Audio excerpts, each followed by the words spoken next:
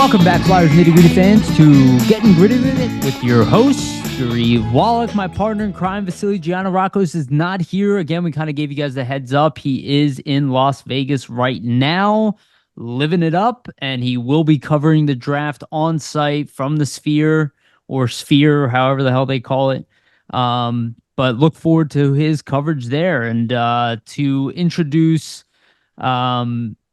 I guess our guest, let's call them that, or I will call my guest co-host for the day, Jamey Baskow. You guys all know him, co-founder of Flyers Nitty Gritty. Jamey, what's going on, brother? Not much. Aloha, mahalo. I just want to say, Dylan's a legend. I'm happy he's here. You're a legend, Yariv. You and Vasili have grown this podcast so much. I'm very proud of you guys. Very proud of all of Dylan's work. He had some good interviews with Christian Humphreys and Lane Hudson. So I some good ones to look out for. We got a lot coming for the draft while Vasili's out there at the pool party and whatnot at the Sphere in Vegas, kicking it off, having some margaritas and pina coladas by the pool. But Friday, that's when the nitty gritty starts. That's when the Flyers again take the next step in their rebuild and pick a star. Yeah. Cool. Yeah, we're looking forward to it, man. And obviously you pointed to it. The other guest co-host for the day, Dylan Robillard. I said that right? Yep. Yeah. Okay. Cool. Just wanted to make sure. I hate when I say names wrong because my name is difficult and it's always awkward. But Dylan, welcome to the show, man. Yeah, thanks for having me. Yeah, and if you guys haven't noticed, Dylan's all over Twitter, Facebook, everything. Like coverage is through the roof. Always coming out with good stuff, always, having good takes. So we appreciate having you on, man. Greatly appreciate it. Thank you. Yeah, of course. So before we get started, just want to remind everyone to please like, subscribe, hit the notification bell for notifications. Go to Spotify and iTunes. Give us a rating there as well. Follow us. That is the best way to support this podcast. So please do that. Again, we were going for 1,000 subscribers. We hit that. We passed that. Now we're going for 2,000. So thank you all so much. You guys have been amazing. Kind of just helping us grow the channel here. Also, shout out to our sponsor, Jim Steaks at 4th and South. Go get yourself a cheesesteak from Jim's. They are reopened. It's the summer. Go down there. Go get yourself a cheesesteak. And also shout out to Summit Public Adjusters, 215-752-0560. And make sure to have your insurance company claims double-checked by Summit. Again, 215-752-0560. And also want to announce, I did give people a heads up about this. We have a partnership now started with Sport Spider. I have a brief that I'm going to start reading before all of this. But again, the link to their site will be here in the bottom. So just want to give a shout out to our brief new part to our partner, Sports Spider. Guys, if you're tired of searching for multiple websites, sports news, sportspider.com has you covered. They collect the latest articles, videos, and podcasts from around the web and organize them by your favorite teams. If you want to stay up to date as possible on our Philadelphia Flyers and the NHL together, hit the link in the description and check out Sports Spider. Again, if you're familiar with Bleacher Report, they're trying to do a similar thing here. So go check out their site. Go support them. Again, whatever you do on their site supports us as well. So we're excited to announce that. Okay. Let's get into it, guys. So, obviously, Vasili and I did a long video about Matvei Michkov, but let's be honest, we can't stop talking about him. So, Michkov is here. We're all extremely pumped. And the reason I kind of want to start with this. So, Michkov, it's getting really popular now. It's like the average person's going to start talking about it. Having people who don't even follow the Flyers look at me. I just had a guy, a friend of mine who's not really a Flyers fan. He came over to use the bathroom and he goes, "Oh, so the Russian is here," and this is going to be kind of a topic of conversation. The one thing you kind of hear is, who is the comparable? Like, what are people in for? Again, we're kind of following in the background here. We haven't had really a chance to watch him on an every game basis. We've done some of our own personal scouting, but we'll have a better understanding of who he is. But Vasili and I have been trying to kind of come up with a comparable. We were hearing Nikita Kucherov Kirill Kaprizov out there, Panarin, right? Those are Russian players. But I was kind of digging through old highlights. I was kind of going through all statistics of all top Russian players throughout, kind of the modern era, at least at the time that I've been watching. So like the early 90s to, today. And what I kind of came to, and, I'll get both of your opinions on this. I kind of came into, he's the type of player kind of has his own style. It's kind of hard to say that he is exactly like any one of these guys. Yeah. But what I kind of came away with, and Vasili did say Pavel Datsyuk on here, and I take the Pavel Datsyuk comparison, his ability to work in tight, the way he stick handles, the way he his pace of the game, like he's never kind of moving at 100%. Like it's kind of why I think people say he's not very fast, because he's very rarely trying to beat somebody just on pure speed. And that was kind of a big thing Pavel Datsyuk did. He usually tries to cut through the guy, be quick with his stick, be aggressive with the stick. He focuses a lot on creativity and working around the net. But what I also noticed is Ilya Kovalchuk, the way Kovalchuk shoots, the way he kind of comes up the wing and shoots, the way he shoots on the point, I see a lot of that in Michkov. And I notice he's kind of a hybrid of a lot of like these Russian styles, kind of creating his own brand new style. And I kind of came up with that combination of like Kovalchuk's like shooting prowess, and the fact that he's a winger, again, doesn't have his size, and I wouldn't say is as fast as Kovalchuk, though I do see speed in Michkov's game.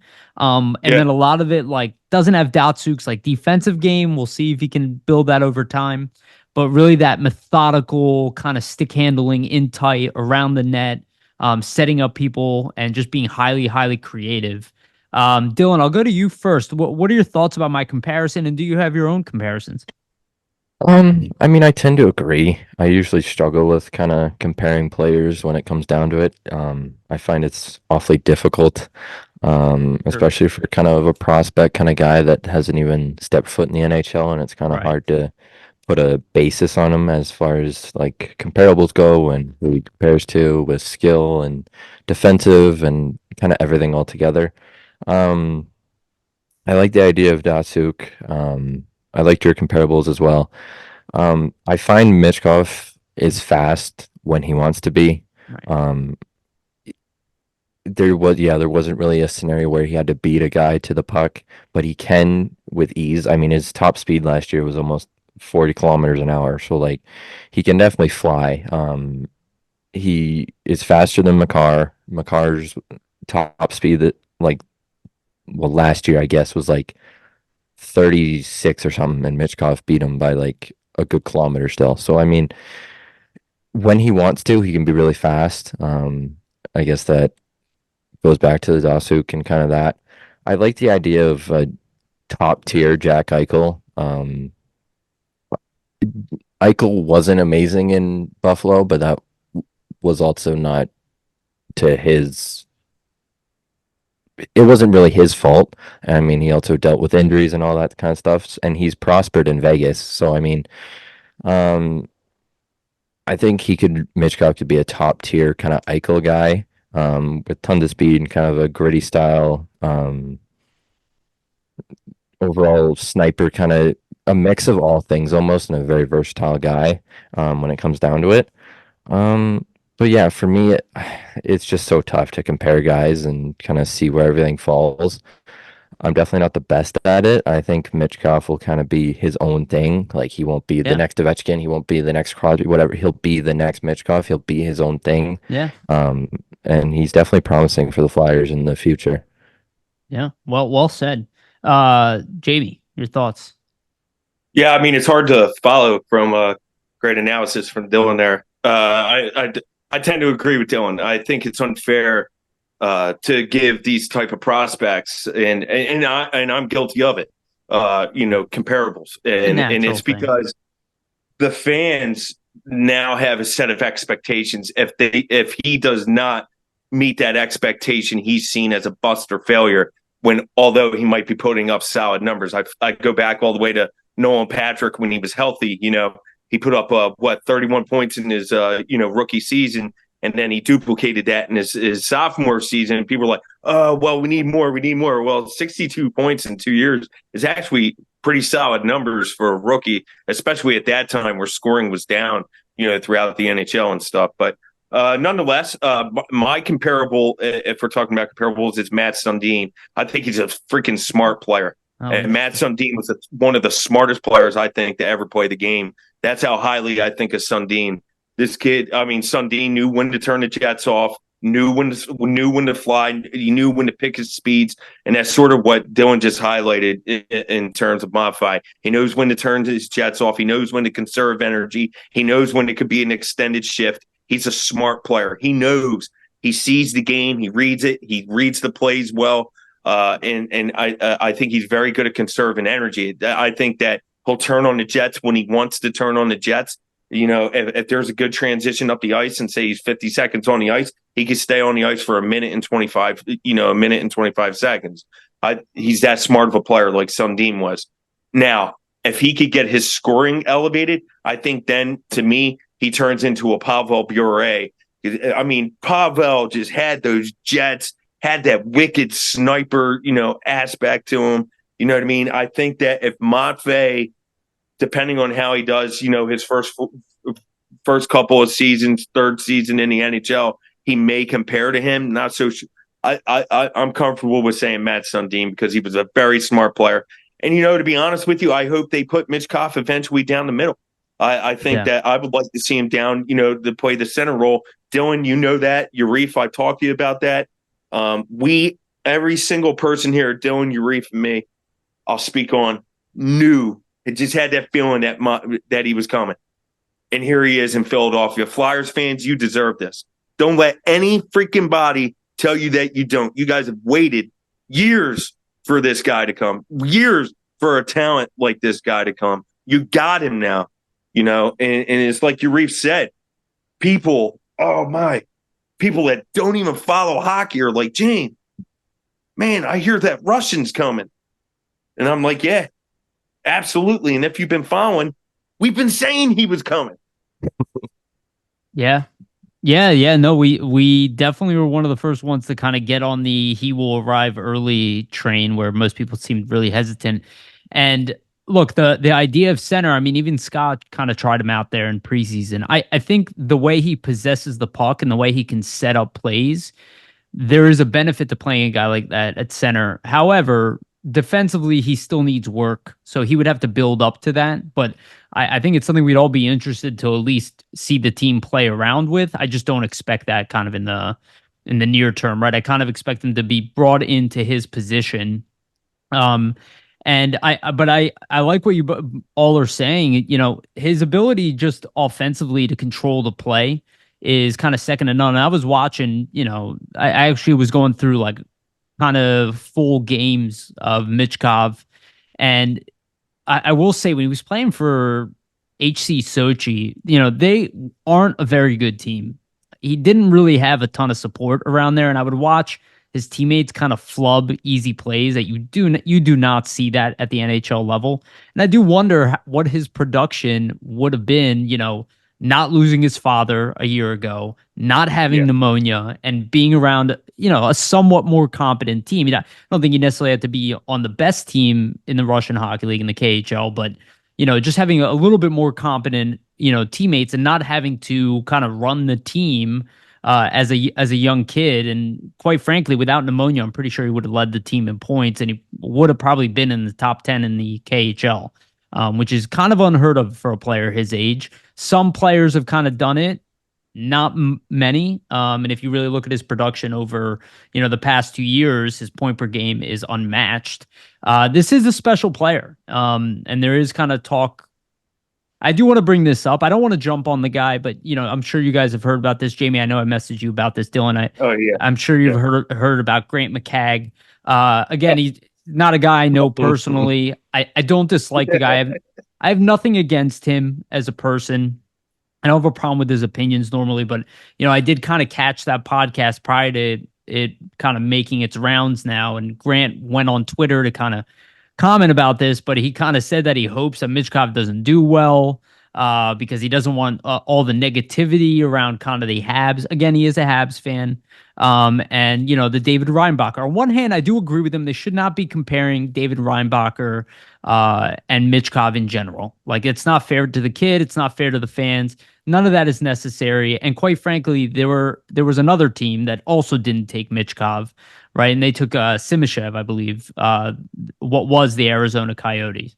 So, it's not fair. But when you hear a guy kind of say publicly, I don't think I kind of hope that Michkov has 10 goals and not 50. And he's kind of now trying to backtrack and writing these long essays about how there's rationality to it.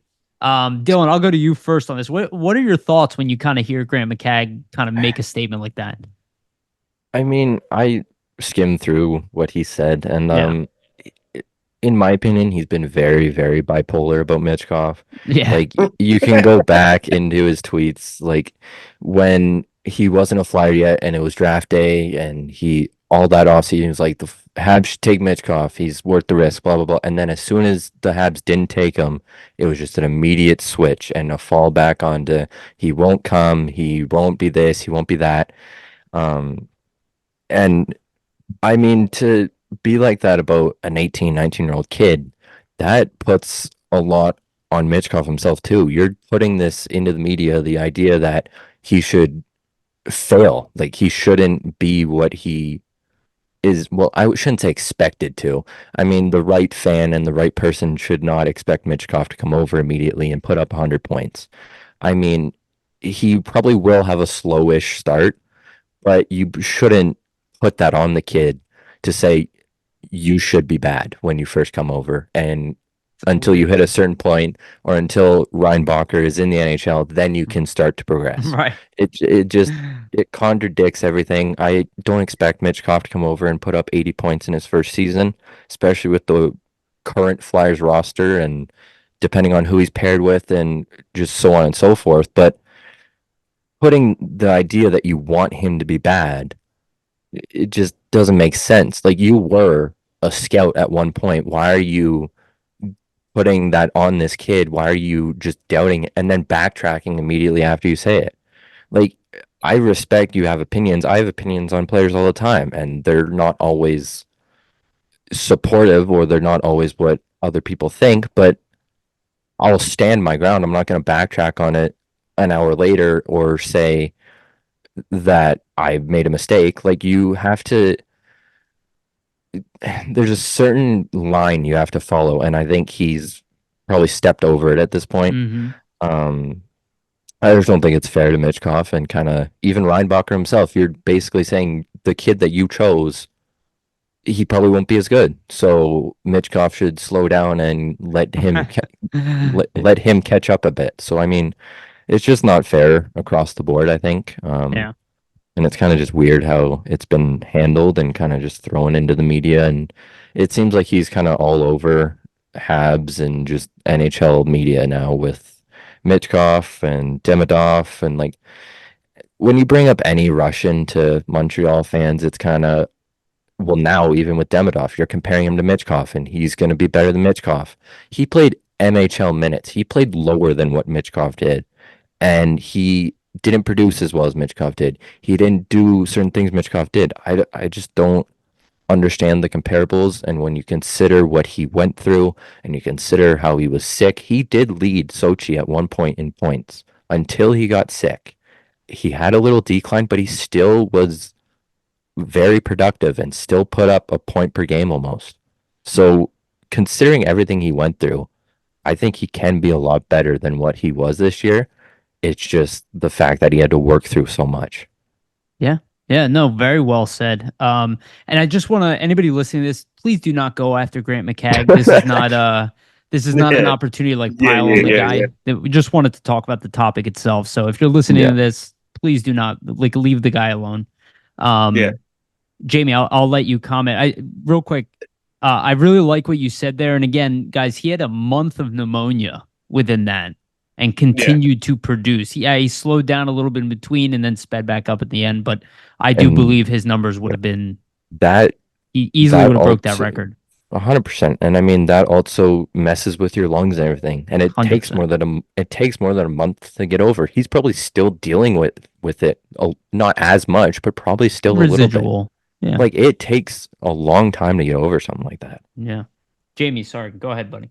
Yeah, so I think these comparisons were unfair for Cam York. Everyone remember the Cam York Yeah, Cole yeah. Caulfield, I made a whole video about this. Yep. And it's same thing. Grant McCagg, was right there, with that whole situation. Habs fans were right there with the whole situation, and even Flyers fans piled on there for a little bit, in terms of Cam York. Cam York shut everyone up this season. We didn't hear that comparable anymore. One, because Cole, got hurt. He sustained a significant injury. But two, Cam York played out of his damn mind this year as well. He proved that he could possibly be a top pairing, defenseman in the NHL. So those comparisons, I'm never a fan of comparing players at different positions. I'm just not. Like Reinbacher's a defenseman. Michkov is a forward. Two entirely different positions. One takes longer, which is at the defense position, than the other to groom. Everyone's well aware of that. Just like goaltending, it takes longer for goaltenders, to develop as opposed to forwards. Not every goaltender comes right out and makes the NHL. Some do. I'll credit that. Some do, but not every goaltender does. More often than not, you see a goaltender struggle for about 3, 4, maybe even 5 years, and then finally eclipse the NHL. Carter Hart was a rarity, and was different. you know what I mean? Right, exactly. But not everybody is that type of goaltender, just like not everybody is that type of defenseman. I'm never going to compare Reinbacher and Michkov. I just won't, because they're two entirely different positions. So I don't even know why Grant gets involved in that. I would just let people talk. Is he upset that Michkov is coming to Philly? I wouldn't say. Yeah, I would say wow, man, the Habs missed one, in the back of his head. You know what I mean? No one expected Michkov to come this early. No one. But I'll tell you, not every GM's like Danny Briere either, the way he handled the situation. Danny Briere handled it with class. Danny Briere, kept everything shut, didn't ruin any relationships in the KHL at all, to include Ivan Fedotov, handled that situation, didn't make a fuss, didn't make a stink, didn't discredit the KHL, didn't discredit CSK, didn't discredit, Roman Rottenberg, in that whole situation. Brent Flair obviously wasn't happy about it. He mentioned it around December or something of that nature about playing time, November. It's, but look, not everybody handles it like Briere. Not everybody's going to handle the situation like Michkov did. Michkov was classy in his own right. Even though he got screwed, he still complimented, SKA, Ska, Roman Rottenberg and stuff, and he appreciated everything that they did for him and stuff like that. He's a classy man. He spoke very maturely, and I say man. He's 19, but he spoke like a man. You know what I mean? It's just, you don't find these type of players very often, not only talent-wise, but his maturity level. I think, he's like a 24-year-old, 25-year-old coming into the NHL, it seems like, with the way he spoke the other day. Yeah. But the comparisons, I'm not a fan of it. I'm not. I just, I'm not a fan of comparing Reinbacher, Michkov. There is going to be that budding rivalry. There will be a budding rivalry, with Philly and Montreal. It was already there because of Cam York and Cole Caulfield. Now it just gets even better, But yeah, like Yariv said, don't pile on Grant. He's able to have his own opinion. To me, listen, Flyers fans, he's coming, baby. He's coming. He's coming. End of July with that visa. He'll be here. Training camp. People are going to camp outside. There's going to be tents. It's going to be a sight to see. Yeah, and to be honest with you, man, I don't think people have a great grasp of what's going on in Russia. And the one thing that I think Montreal fans, I doubt any will be listening to this, but I actually, there is one site that I saw subscribe to us, relatively big YouTube site. But like, I think the one thing to take away is Michkov wasn't going to Montreal to begin with. Right. He decided where he wanted to go. And normally Right. players don't have that ability, but he had all the leverage being a KHL player signed for 3 years. He could tell Yeah. teams, I'm not going there. Most Yeah. players can't do that in their draft year. He clearly built a relationship with the Flyers Yeah. and said, I want Yeah. to go to Absolutely. Philly. There's a Who's your reason receiver? Arizona didn't take him either. Yeah. Absolutely. They were an influx. He knew. He knew. He's not stupid. He sees what's going on. He knew the Arizona Coyotes were in limbo. He knew Right, the exactly. arena that they were playing, and stuff like that. My one thing, this is my last bit I wanted to chime in on in terms of Demidov. With the Demidov stuff, it's hard to say his year because he had a weird year to where he was on the fourth line, scratched a lot, and then finally on a third line, then fourth line.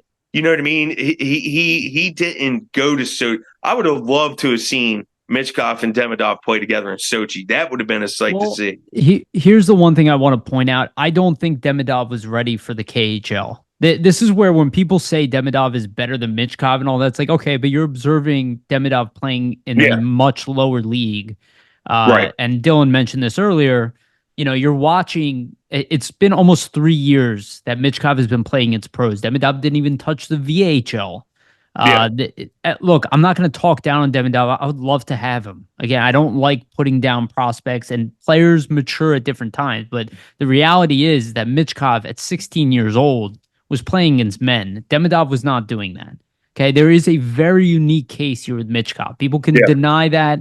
You can bring up negative comparisons like Yakupov, but if you look at Yakupov's production at the same age, he was doing anything close to what Michkov is doing against men.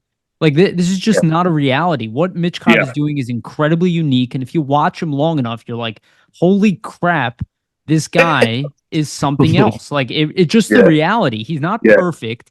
He has development to do, but there is something very special about this player. You brought up like Nolan Patrick's production. I'm pretty high on the fact that I think Michkov, a draft +1, I expect him actually to be, I don't know if for sure. I've seen people pick Cutter Gauthier to be rookie of the year, but I don't see any reason why Michkov can't run away with it this year. He is the most talented player of all the rookies coming into the NHL. Dylan, I'll let you chime in. You've been listening. I didn't even think about that. I was like thinking about it like 3 years down the road. I was like, oh, Michkov's gonna just sweep everyone because he's been in the KHL for 3 years, and then he's gonna come in 2026. But now that if he plays this season, I mean, of course, I don't see why he wouldn't. He should be a front runner. I mean, he should be one of them, right? He should be top 3. I mean, Gauthier, as much as I don't want to say it, he's a good player. Yeah. And he's older. Yeah, and he's older, and he's kind of, I wouldn't say more, I don't know how to say, like, smart on the ice. Like, I wouldn't say he has more IQ, like hockey IQ, than Michkov. But he's a lot bigger. He has the shot. I mean, again, comparing two different players, like, it's so difficult to compare a college kid to a Russian KHL player. But again, it also builds the rivalry. It builds with Connor Bedard as well. Michkov and him have a history. It's a lot nicer and more kind of a friendly competition on the ice. Yeah. But that should make for a great rivalry with Chicago again, like 2010 when they took the cup from Flyers. So, I mean, it's just rebuilding the excitement and rebuilding rivalries that the Flyers fans and Flyers in general have missed out on for countless years. Yeah. So, I mean, the Calder race should be exciting. The whole season should be exciting as a whole against Bedard, Gauthier, Fantilli, like all these other rookies and younger guys. So I'm really excited to see how Michkov compares to them and kind of battles against them. Bias, I think Michkov will have the upper hand a little bit, just based on how he plays and how he is smaller probably than Gauthier and kind of the other guys. But I think he's more stocky and more kind of not heavy, but he has a lot more muscle on him than people think. I think he can throw the body if he really wanted to. I think he can play hard against the boards. I just think he chose not to in the KHL, and he did at certain times. He just didn't do it as much as he probably could. But yeah, I think he has some size on him. And he kind of uses his lower frame if he really wanted to, and kind of Hmm. throw the body around and be more aggressive. I don't think he'd be afraid to drop the gloves. I think he would be that kind of guy to go with someone. So there's a lot to Michkov I think he can look forward to, and he should definitely be in the Calder race. Jamey, you want to chime in? Yeah, and then I'm gonna head out. But Sure. yeah, he would become the first Flyer to win the Calder. Flyer has never won the Calder before, and Michkov would definitely be the first Flyer to do such. And I think that would be kind of neat. I think that what Dylan says, I think, is highly accurate. I think that first off, his skill set alone, but he's been playing in the league against men, and for a few seasons here, so I think he's groomed. I think he's got, he's going to have a battle with Cutter Gauthier, there. But I think both have played, in leagues against men. I try not to put, prospects on different pedestals. And what I think but I could see a 40 points output season for, Michkov, 20 and 20. I think he'll help immensely on the power play. I think that's one area I think that Flyers will need help with. And I think that his creativity, his offensive, talent, attracting players, he's going to attract players to him, thus leaving somebody, wide open for the slam dunk goal, So I think he's going to be a nice playmaker, a little bit there, and then find his niche, offensively and scoring.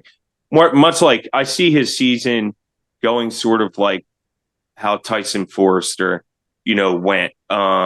Maybe struggle offensively for the first 10 games, play well defensively until he finds his niche. And once he starts to score and starts to get more comfortable, I just see him it just being hard to stop from there. Sure. I don't see it that way exactly. I kind of see him coming out of the gate more offensive than what we're used to. I don't think we sincerely have not drafted a player of this caliber since Peter Forsberg. We never drafted Eric Lindros. Ironically, Forsberg was also 7. I think he's going to have a big impact immediately, offensively. I think defensively, he's probably going to struggle a little bit, but offensively, I think he can change the game. Jamey, you got to drop off. Yeah, I'll talk to you guys later. Dylan, nice talking to you, Cool. Yariv. Yep. And fans, thank you so much, man. Your support is amazing. Appreciate Thanks. you all. Love you guys. Thanks, buddy. See you Thanks later. for joining. All right, take care. Cool. So, you got it, Jamey? Cool. So, Dylan, wanted to ask this too. Where do you see Michkov? He's going to obviously be a big part of this power play. Let's be honest. Power play was horrendous, not just last year, but for a little bit already. We have some offensive weapons on the power play. Vasili and I have talked about this countlessly. There's no way this power play should be as bad as it is. Some of it is coaching. Some of it is just where the positions are. There's enough talent for it to at least be in the 20 range. Maybe it even can be in the 15, 16 range. It probably won't ever get to the top, but we saw the penalty kill jump from, one of the worst penalty kills in the league to being at one point the best penalty kill in the league, at stretches during this season. I'm not saying we're going to see a jump like that, but I see an improvement. And obviously, Michkov is going to be a big part of that. Dylan, do you have a kind of an early theory? And again, this is very early of where you can kind of see Michkov playing a role in the Flyers power play. Yeah, I mean, hopefully he is first line. I would like to see Drysdale as well on the first line more than Sure. he was last year. He was meant to come in and be that bumper guy, but he wasn't really used as that in Zamula, and it was kind of a gray area near the end of the season. I'd really prefer Drysdale to be the bumper guy and then Michkov be on the wing. I think he would help immensely. Being on that first power play, I have no idea who he would be paired with. Like Sure. the lines and everything are just so scrambled right now. It's really, I don't know who you even pair him with, but I think it would definitely help. I mean, you've had the worst power play 3 years in a row. I don't think it can get any worse. Like that's a league record worst. So hopefully we're not going for 4 years in a row, but Sure. I think Michkov helps. I think Drysdale on the bumper helps. Like there's a lot of things you can fix, and I think having more of a plan as well. Last year they kind of had a plan at the start of the season and then just gave up and kind of were just like throw everything at the net and see what happens. Like they didn't really have like that horseshoe kind of umbrella play anymore like you used to see with Giroux and Simmons and Voracek and all those guys. And it was kind of just find Giroux, shoot, and then they had like the horseshoe umbrella kind of style, but you didn't see that a lot last year. It was kind of just get the puck, throw it on net, and see what happens. So, I mean, if you go in and you have a plan with Michkov and where to set him up, and I mean, it should be at the hash marks. You can probably throw him in the um in front of the net. There's a lot of areas he can go into and kind of surprise you a little bit and kind of appear out of nowhere almost or draw players to him like Jamey alluded to earlier. Um, so he should definitely help. And I think as long as you have a plan, it shouldn't be as bad as it was this year. Yeah, no, I think the like you said, I think the initial plan was thrown out the window, and then everything they were kind of throwing out there. I never really liked the combinations they were putting out there. I didn't like the plays that they were setting up. There were times where it looked a little bit better, but then it would kind of regress and get even worse. It was brutal. Now with Michkov, I think there's two scenarios. I think along the walls is where Team Russia used him, and I think that's probably where he's going to start. Is kind of playing that, let's just say that Giroux position on the power play that we're used to, that kind of setup man there for one-timers. Again, he's got a phenomenal shot, incredibly accurate and hard. I think his shot is every bit as good as Cutter Gautier's, to be honest.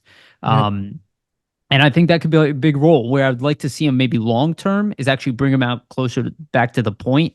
That's where Ilya Kovalchuk played, and that's where he was playing for HC Sochi, was kind of the setup man from the point. So I could see maybe a combination of, to what you're saying, Drysdale and Michkov kind of playing, with the puck to one another. And then Drysdale's got definitely has the speed to get back if there's a turnover of some sort. I don't know if you necessarily want to start him there because, again, everything that Jamey is saying, like there will be struggles early on. There is a transitioning period, right? We shouldn't expect this kid come in here and save the team. And I hate when people put that mentality on any young player. I even hated when Edmonton gave Connor McDavid the C immediately when he came to the NHL. It's like, give the guy a break, dude. Like, don't put all your hopes and dreams into a kid. This is why I also don't love the idea of getting rid of Travis Konechny. I don't want Michkov to feel like he has to be the man as soon as he arrives here. What are your thoughts about kind of Michkov playing like that point position too? Do you see that as kind of being a workable maybe in the future, not so much, the first half of the year or even the first season? Yeah, because you alluded to the kind of idea that Michkov probably needs to work on his defensive side a little bit more. And I tend to agree. I think he can be better defensively than he is at times. It kind of just flips back and forth a little bit. On the power play, I mean, it doesn't matter to an extent. It obviously does if you miss a play and you got to get back quick. I think down the road, once he kind of gets used to everything and he's worked on his defensive play with the team and just gets more confident on the back end, I think you could see him playing that role in the power play. Drysdale can definitely cover. I mean, even if you throw Sanheim out there, sometimes he can definitely cover. It's just about not having the fear to make a mistake. Like, be aggressive. You're on the power play. You got the extra man. Don't be scared. Don't kind of force yourself back. And I think Michkov would do that. I think he'd be more aggressive and kind of weigh on Drysdale or whoever's back there to kind of come back a little bit while he plays up more. And I think that's how it should be run. That's probably a couple years down the road. But for now, I think he's more like that on the boards kind of hash marks area. But I definitely like the idea of him coming back on, I shouldn't say defense. I mean, in a power play, it's kind of just your fourth forward playing at the blue line. So Sure.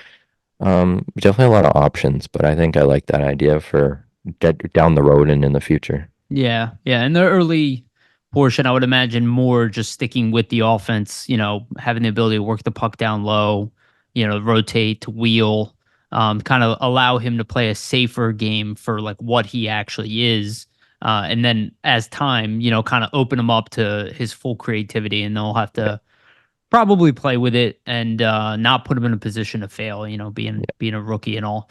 I did hear people, kind of around like, is he going to play the penalty kill? I would expect none of that this year, maybe in preseason.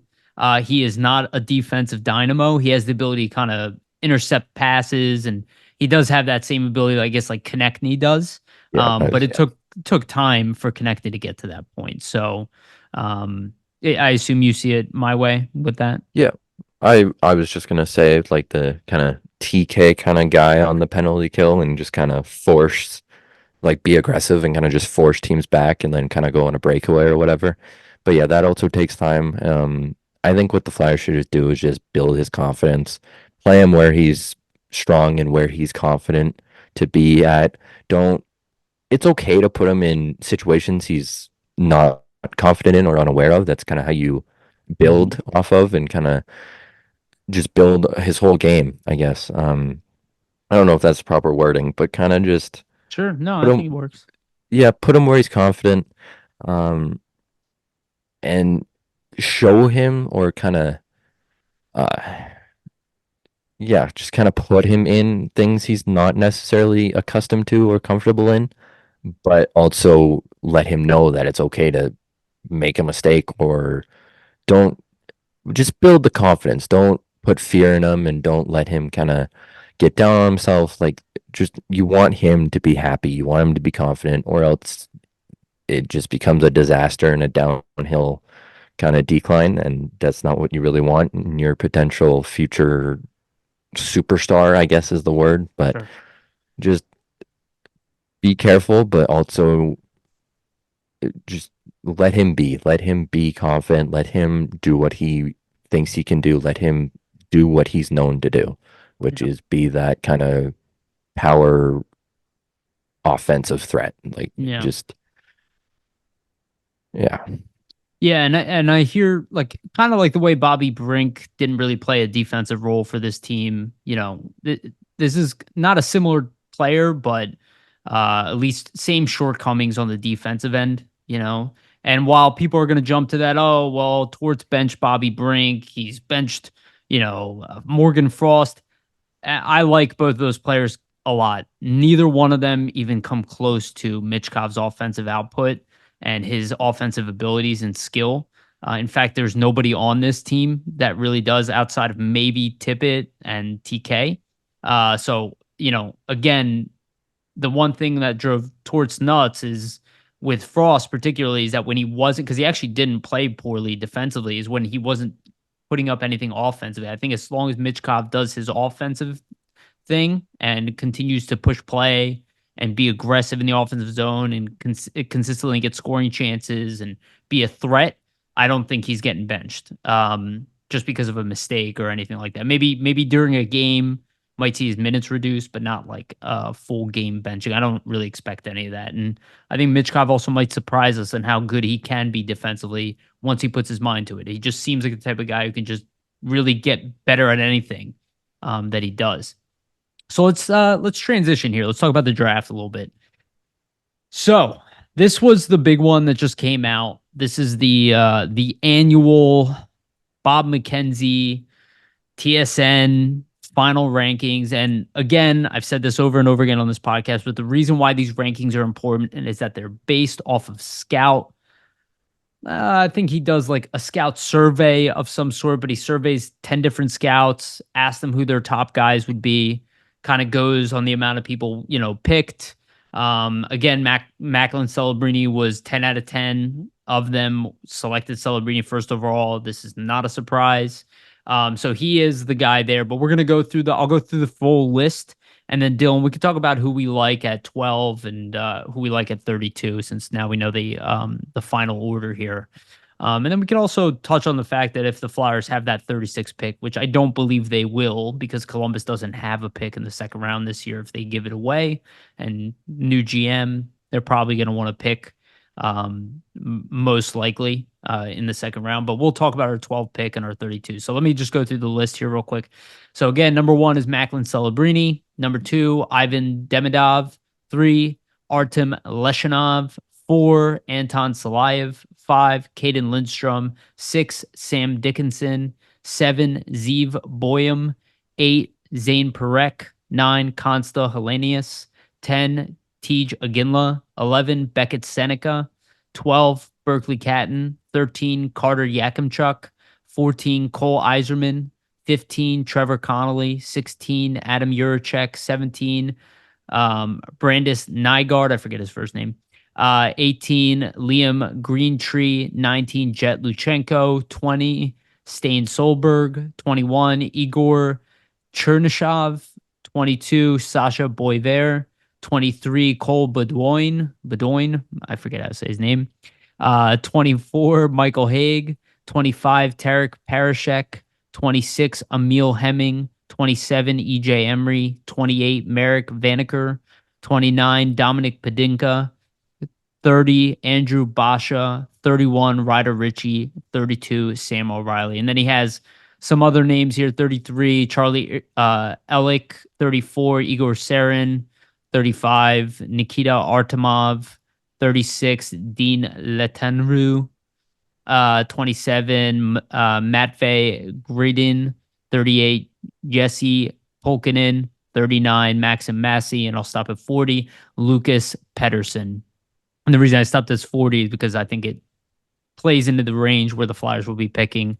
And again, their second pick will be 51, and we can talk about that a little bit too. But so I'll go to you first, Dylan.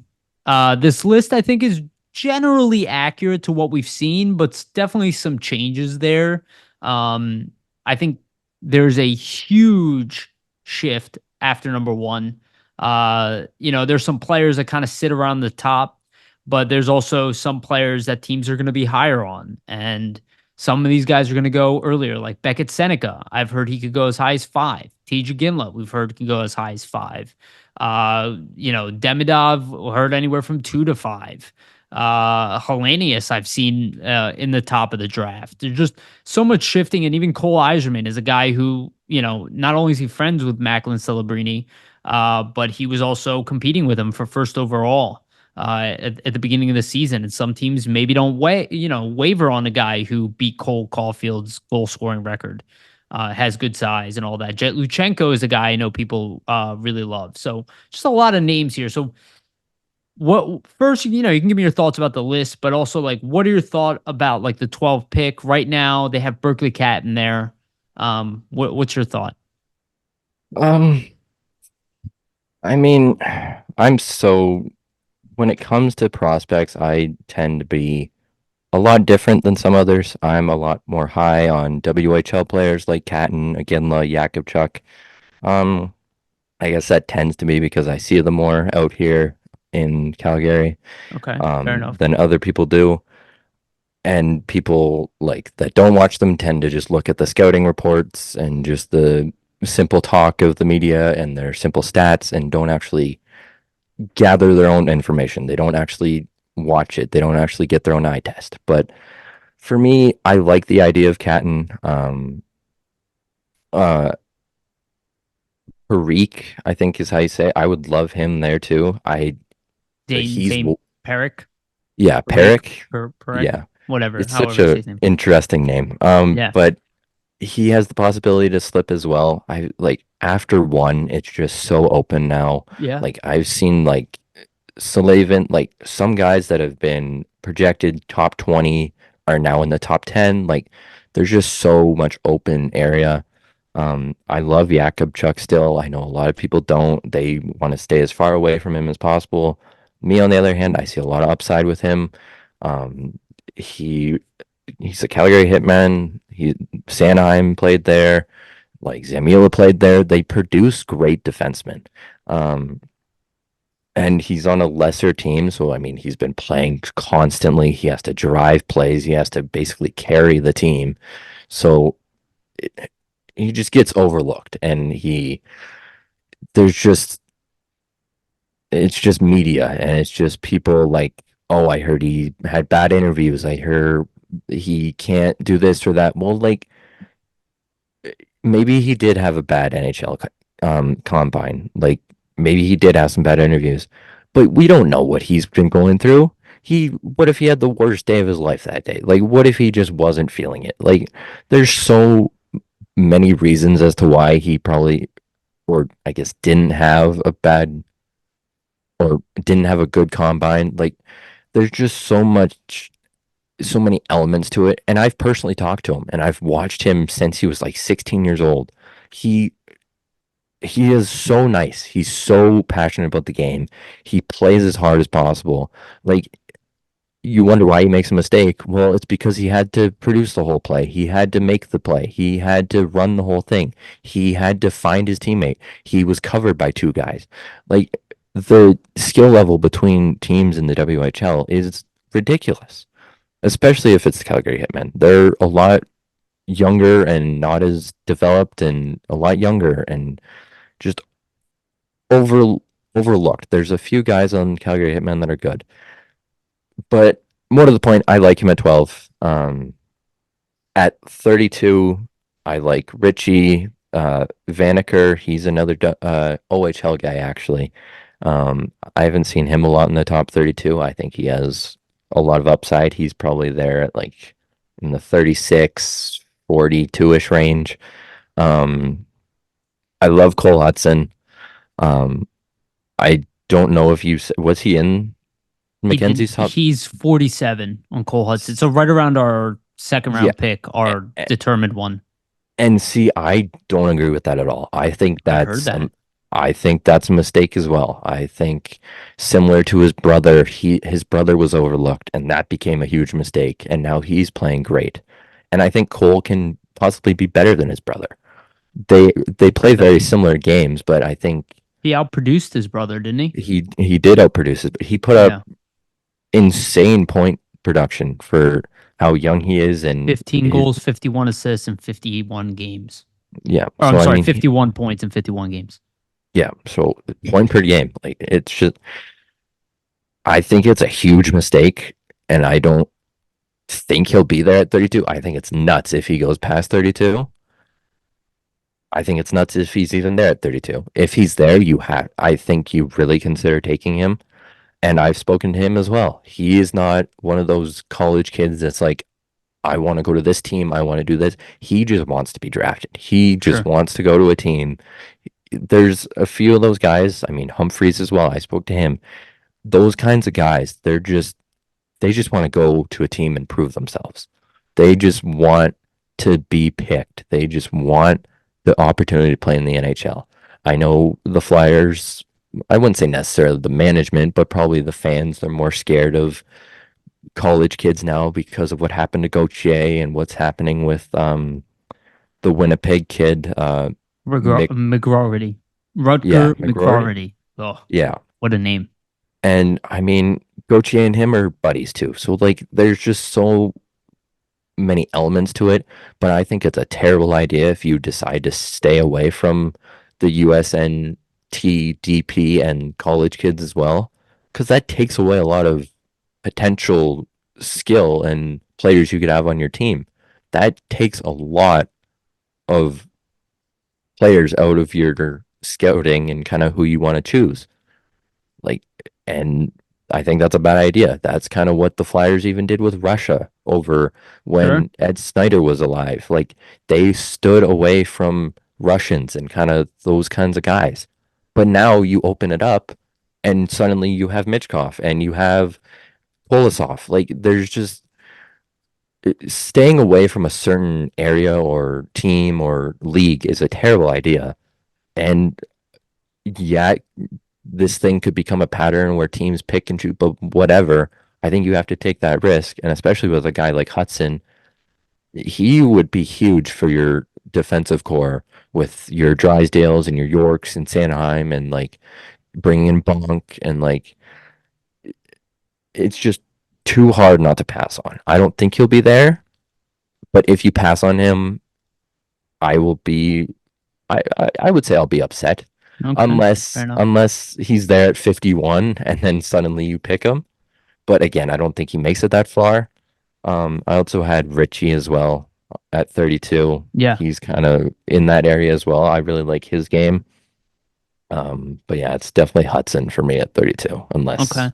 But that's kind of a pipe dream. But Yeah. I mean, who knows? Yeah, no, I feel you. And I'll be honest with you though, I think there's enough talent in the second half of this draft to kind of potentially have guys fall just because so many of them, again, my surface level analysis and not expert analysis at all, so many of them kind of sit in that range where they're like, this guy, if he got this part of his game together, is a first round pick, or if this guy had a little more size, a first round pick. Seems like there's a lot of those guys in this draft, and that's actually really good for the Flyers. This is actually a type of year you do want 2 second round picks because you can take kind of those big swings, if you want to say, like a guy on Hudson. That probably would be a guy that the Flyers would take at 36. That is the type of name. I have seen him mocked to the Flyers in their second first round, so all the way, so they had him all the way at 51. But I've heard that that's absolutely ridiculous from some other people, and that he should be like around the 20 range. So we'll kind of see. But every year, good players make it past the first round. So it's like his brother didn't get taken in the first round, right? His brother also was kind of underestimated. For me, for 12, if it gets the Berkeley Catton, I'm going to be thrilled. I don't know if he's a Claude Giroux replacement, but he has that type of game. He is like a Mitch Marner type of guy, the speed, the skill. I don't care that he's slightly undersized. I don't even care if he doesn't end up being a center, though I think he can be a center just with the elite skill. No, but again, a guy like Jack Hughes is able to be a center. Like a guy who's putting up numbers like that in his first year. And Tarek Parashek also interests me a lot. Not so much with the 12 pick, but if he, for some reason, if this guy manages to fall, I'd be interested in trading up just to get a guy who can produce at that high level. If they build on what they're doing, you almost have a guaranteed NHL player. But I don't know. I don't know these players that well. Catton is a huge get for me. I'd be really happy with Consta Hellenius. If Tej Ginla ends up there, I mean, he interests me in general, but it seems like he'll get taken by Calgary just because of the sheer name. Beckett Seneca has interested me just because of the sheer growth, but I have a feeling he's going to get taken earlier and could end up pushing somebody down we don't expect. I'd be happy with Sam Dickinson, but Z Boyum is my top defenseman in the draft. If for some reason he ends up at 12, I would take him almost over anybody that could be in that range. I don't think he will make it. Personally, but I've watched him play, and I see, outside of the fact that he's not 6'2", 6'3", I see zero issues with his game at all. He seems like kind of a perfect defenseman from a play style, and it seems like he'll translate really well to the NHL. I see number one potential in him. I don't think he's going to make it to the Flyers, and I think it will go D first in this draft. Like, anytime you see a draft with really strong defensemen, they kind of get taken. Like Zane Parekh, I think will get taken before he's available to the Flyers. I wouldn't say he's a top need for the Flyers. Again, the top need probably would be Berkeley Catton. If for some reason Caden Lindstrom would drop, which I don't think so, or Consta Hellenius, like those type of guys, I think what we really need is a center. If there isn't a center available, you go best player available. The 32, Chernyshov interests me a lot if for some reason he drops. Again, Haig has been a rising guy, so I don't think he'll end up being there. But also the thought, if we do take a forward, I'd be happy to take a defenseman next. And I know EJ Emery's around there. He's got size. He's another guy who could be interesting, but more defensive defenseman type of guy. But I don't want to pretend like I know better. And that's the one thing, like a lot of people kind of like fall in love with players and don't trust the scouting staff enough. And a lot of times they just know better than us. They make mistakes, of course. But given the Flyers draft history of late, I kind of trust them to take who they have to take, right? Yep. Is there anybody you would be like avoiding that like the one? Yeah, go ahead. I'll tell you mine. I think the guy I'm worried about is Dean Latarnu. I'd be cool to take him in like the second round, but I'm a little worried that his numbers won't translate and that people are just in love with the fact he's 6'7". If he is legit, and I've watched a very little amount of highlights of him, looks good, but the level of competition is much lower. He's kind of like that big swing that I'd love to take in the second round, but not so much in the first round. Yeah. Before I get into that, I wanted to touch on kind of the Sure. idea of like people falling, or I guess players falling, and kind of that idea. I think there could really be a case for a kind of like last year where there was a where Zach Benson went out of the top 10. He went to what is he? Buffalo. Where do you Buffalo? Yeah, I was thinking of like Blues or something, but and if we didn't get Michkov, he was my guy. Like, and he's showing that. Like I loved he him too. Yeah. Zach Benson is so good. And I think with this idea that nobody really knows the order, there's a lot of possibility where you get Agreed. a guy at like 15 or Flyers at 12, and suddenly they're in the NHL next year. Like there's just so much open space. And like you said, like there's so much room for falling and stuff. So Cole Hudson could be at 32. Like there's just so much possibility of like this kind of teeter-totter kind of Yeah. scenario. And I also agree with the forward defenseman kind of idea, like 12 and 32, like the Flyers did last year with Yep. Michkov and then drafting Bonk. I think they really like that idea. It could be the other way around this year. It could be a defenseman then a forward, but um, I don't know who would really be at 32. Again, it could be a unlimited amount of numbers or Sure. names. So That's the problem, right? To stay away from, I think Trevor Connolly and Igor Serin. Connolly, I've heard he has kind of Character a issues. yeah character issues. I mean, th- that can also be just hearsay, just Sure. garbage. Like we never really know. Like people say Michkov has bad locker room issues and stuff. Well, he doesn't because his teammates love him. So Yep. like there's a lot of possibility there. There could be smoke there, but Sarin, he's a Russian prospect. Yeah, He plays we talked about him on here.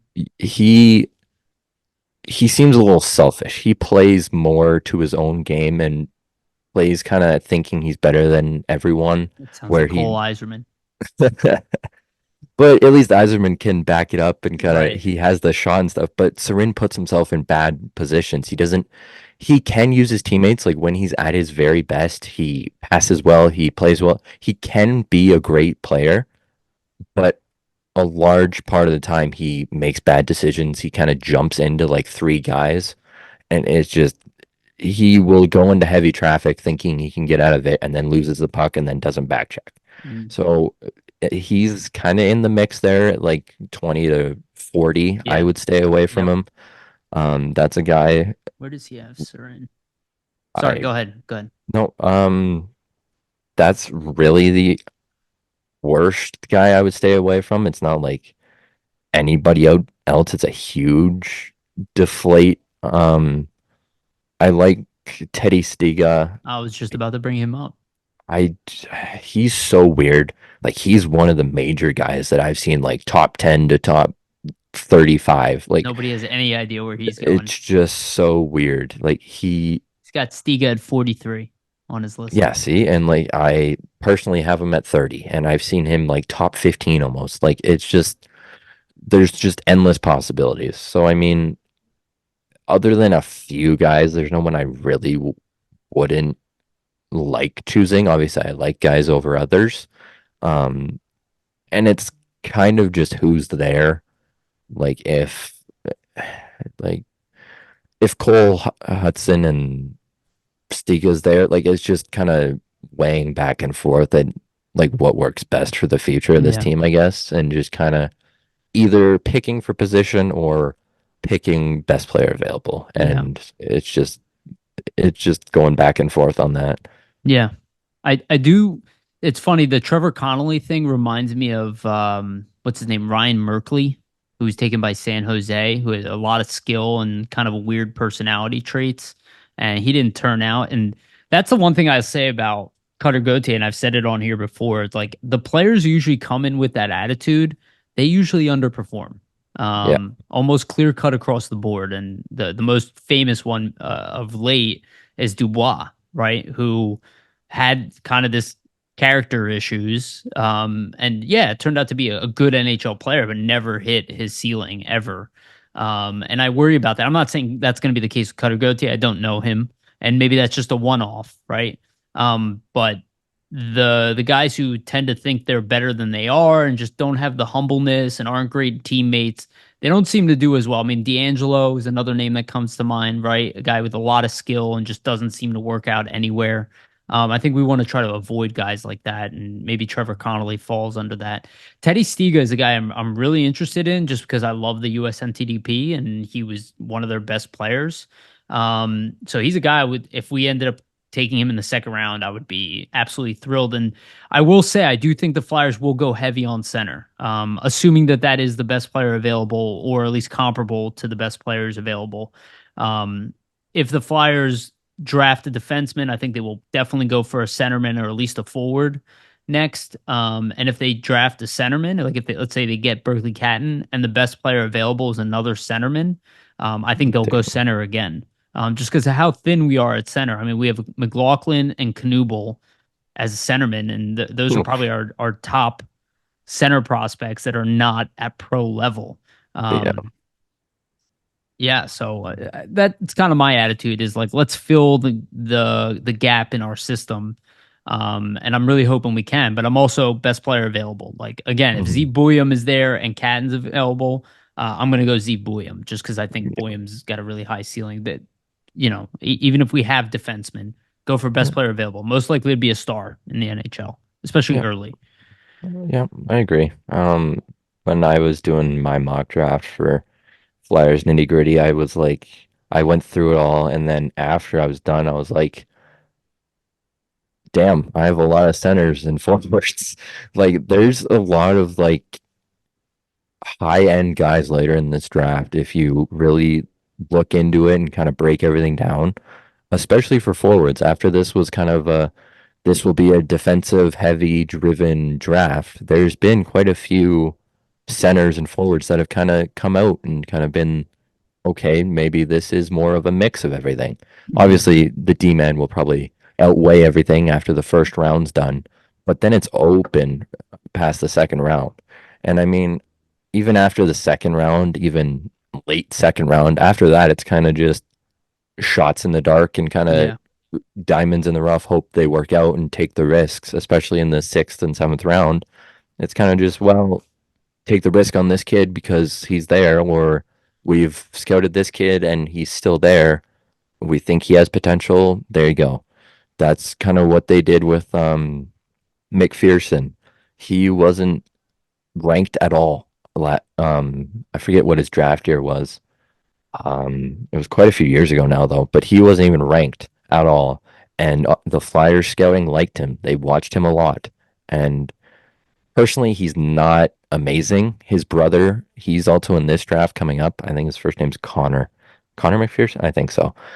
He's projected to go like fifth or sixth round. I think he's better than his brother. He could be a guy that you pick later just because, hey, your brother's here, you want to come here and take that risk.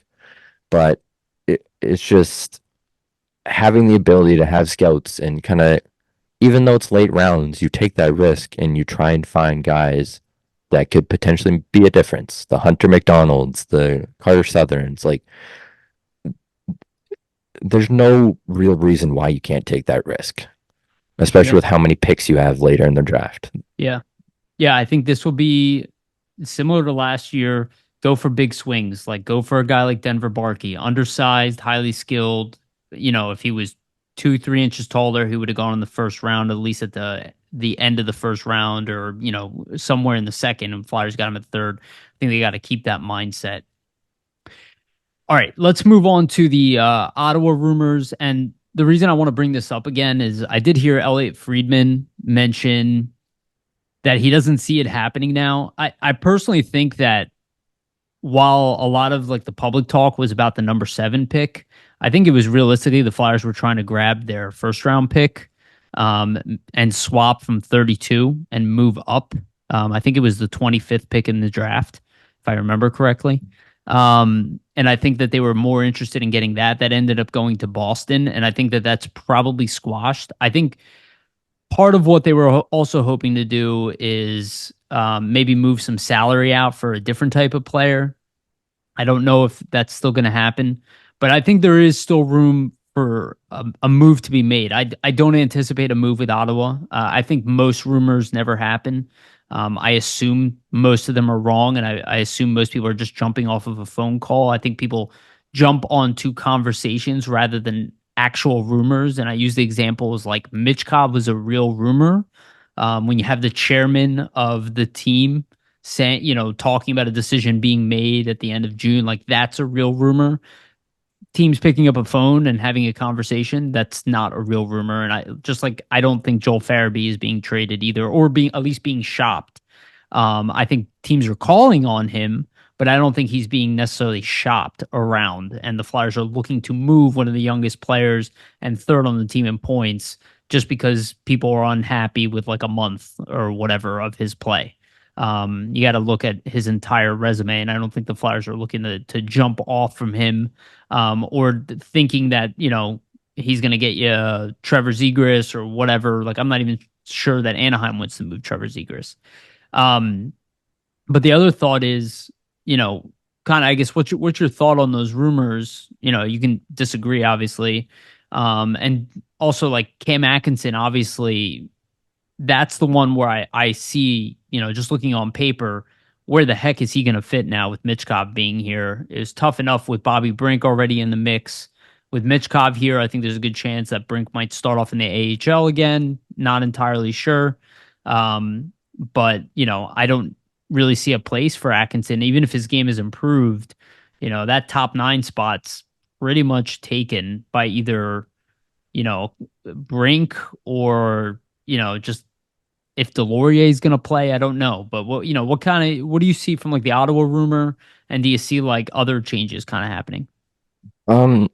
Yeah, what you said, I think there's definitely a difference between a rumor and like an actual report, or if there's like actual talks. There's a big difference from a player being shopped and a team just asking about him. Yeah. That could be the case with Joel Farabee. It's not necessarily the Flyers are looking to sell him, but there's teams calling on him. That's a lot different than a team being, he's on our trade block, we'll trade him for whatever. Like So, yeah, Natchez, right? For example, we know is being shopped. yeah. And that's still a rumor. Like that was expected to be done before the Stanley Cup Finals began. Like there's just so much media and just talk about everything. The Ottawa stuff, that was not on the Flyers side. That was Ottawa, and it was spilling out from Ottawa. And yeah, I think it's squashed. I think the idea was they wanted to move up, or Flyers wanted to move up, take Ottawa. Like there was a lot of discussion there. There might still be something there. There could be talks there still, and I've heard the Flyers have talks to Utah, formerly Arizona, about possibly moving up as well, and Columbus, and pretty much any team that is willing to listen. Danny Briere has called and said, "Are you willing to move your pick?" That's not him making a deal. That's him just asking around the league and seeing what fits and what doesn't, and what's the asking price. I would like to, I would like to see the Flyers move up. I think the window is slowly closing with everything that's gone on. With maybe Ottawa said, "You're taking too long. We're gonna trade our pick now." Like maybe there was a window from Ottawa. Who knows? Like, and that's why it spilled out. Like I don't know. That's just more of a guess. But not a bad guess. There's a lot of levels to it, and I think maybe Ottawa and Philly did have a structure in place where it's like who's ever available at 7, if we really want this guy, like if it's Lindstrom, Catton, Aginlo, like the possibilities are endless. Like maybe it was Bunham, like who knows, and maybe Ottawa got tired of waiting.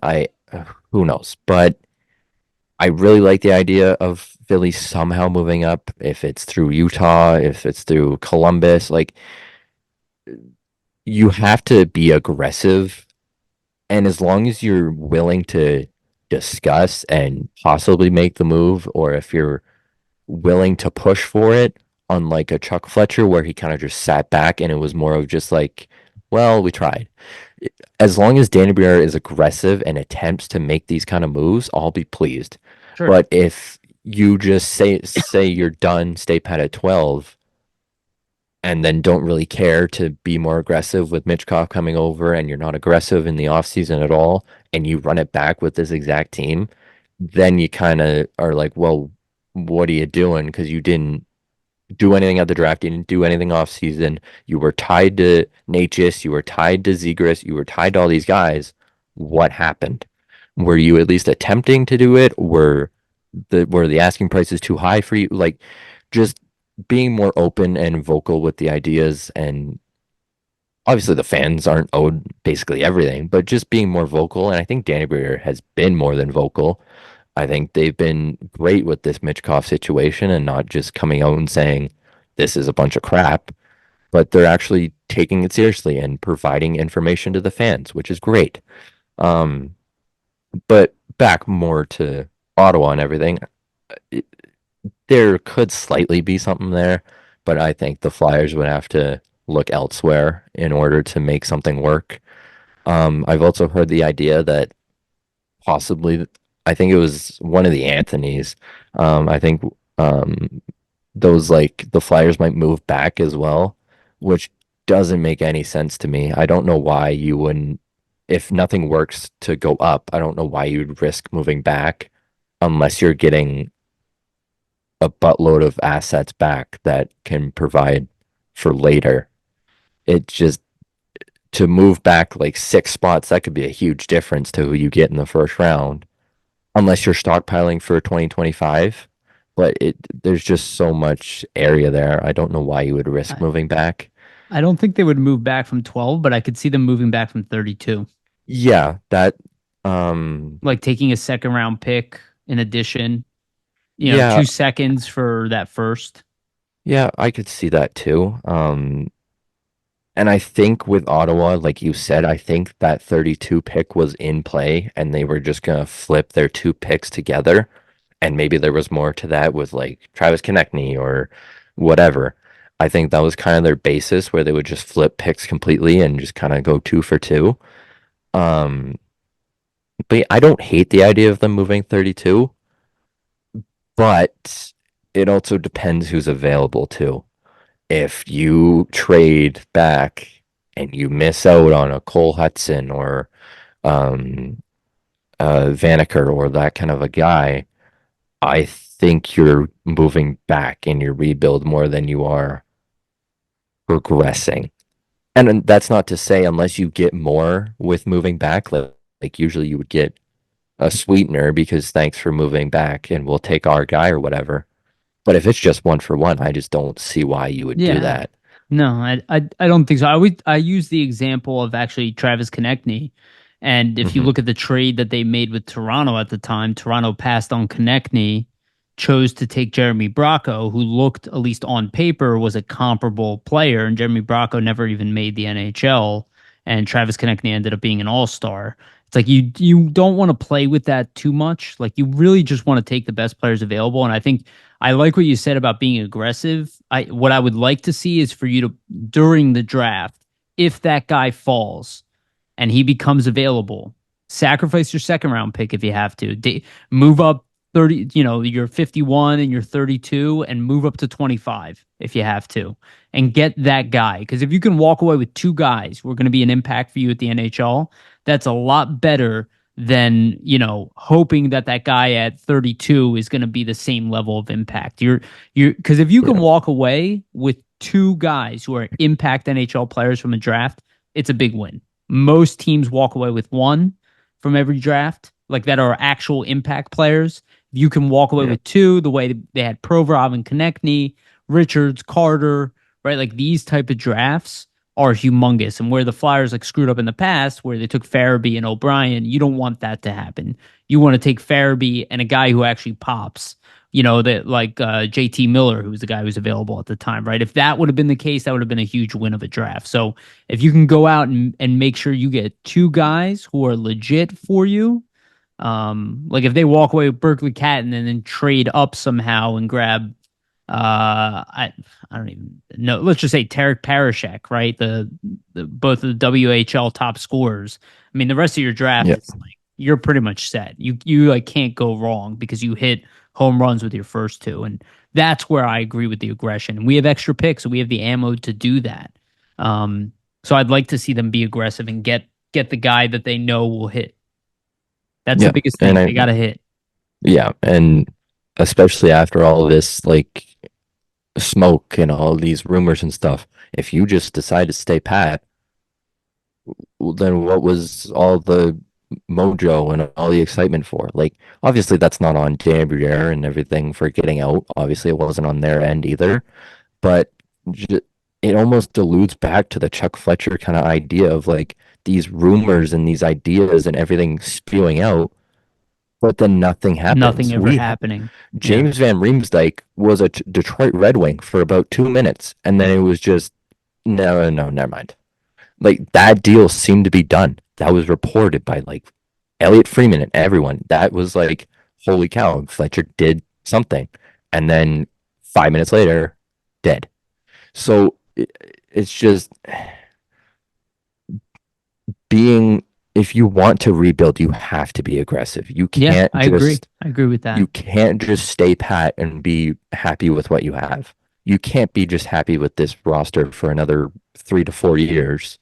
That's not a rebuild. That's not scraping anything away. That's not building anything. Like, it's just, I personally am on the train of trading Travis Konechny. I know a lot of people like him. I know this and that. But if you look into the future and the way he plays, and by the time this team is ready to contend, he's on the declining years of his talent and the near end of, not near end of his career. I don't think he'll be that old, but the decline is expected near the end of, if you sign him for 8 years, and then when you're trying to be competitive, your best player that's been your best player for 5 straight years is now declining when it matters, and you just you're screwed when you could have traded him for immense assets and then had, who knows, you got 2 prospects and then they become your guys when it matters and it's the cup and whatever.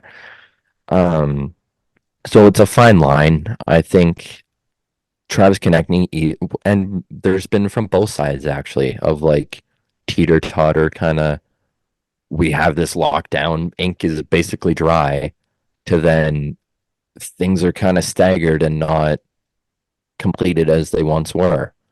And you've heard a million different numbers being spewed out. Not a lot of them are accurate. I'm not going to say who and who isn't, but I've talked to Anthony DeMarco and people I know. The numbers aren't accurate.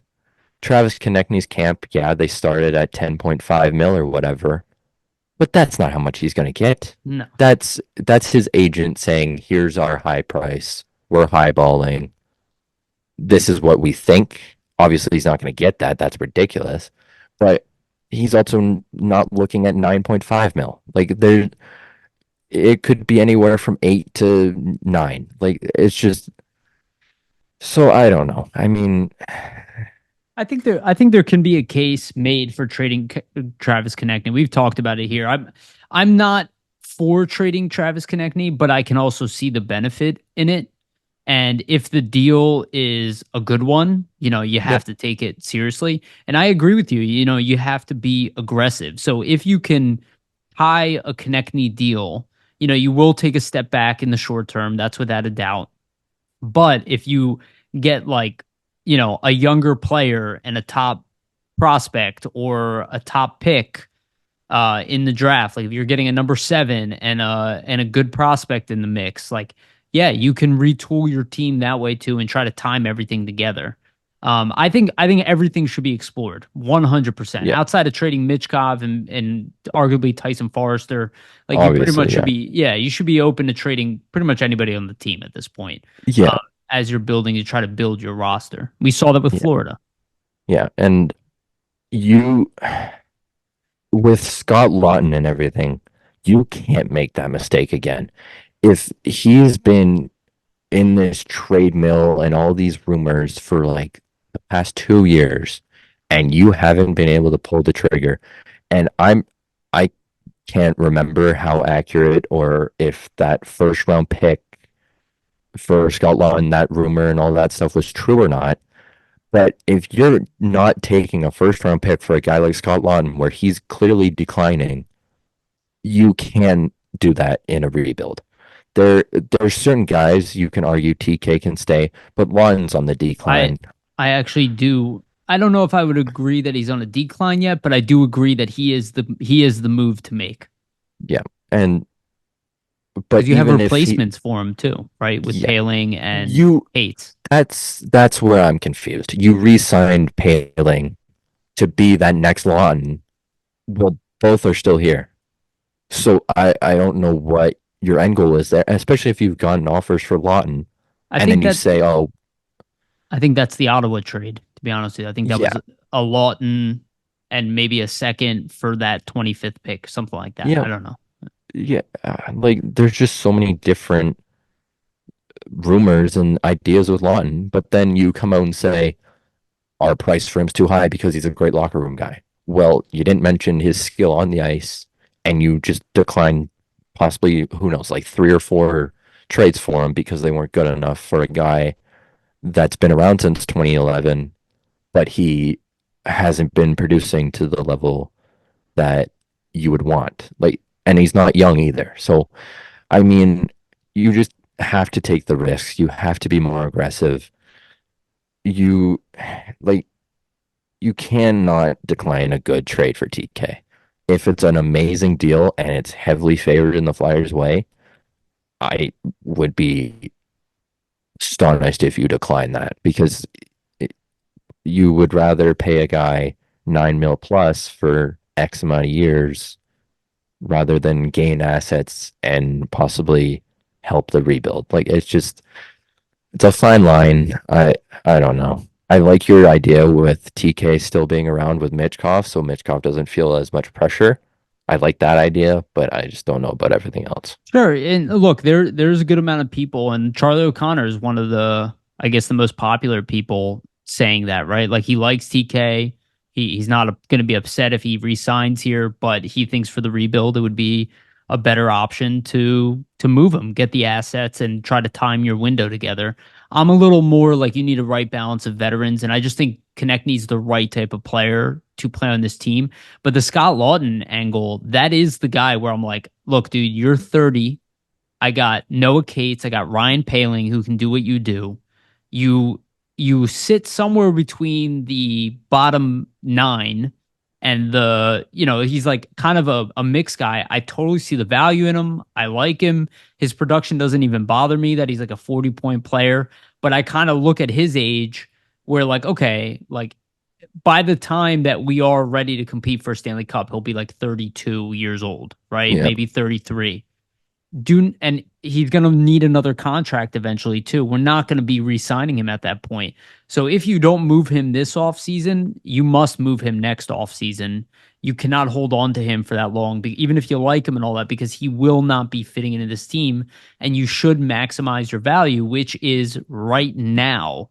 And if you yeah, can get, we don't know if you can get a first round pick. I assume that that's probably somewhat accurate. But if you can move Scott Lawton to get a top player in this draft, combine your 32, I don't know, and Lawton and move up to 20 or something, I don't know.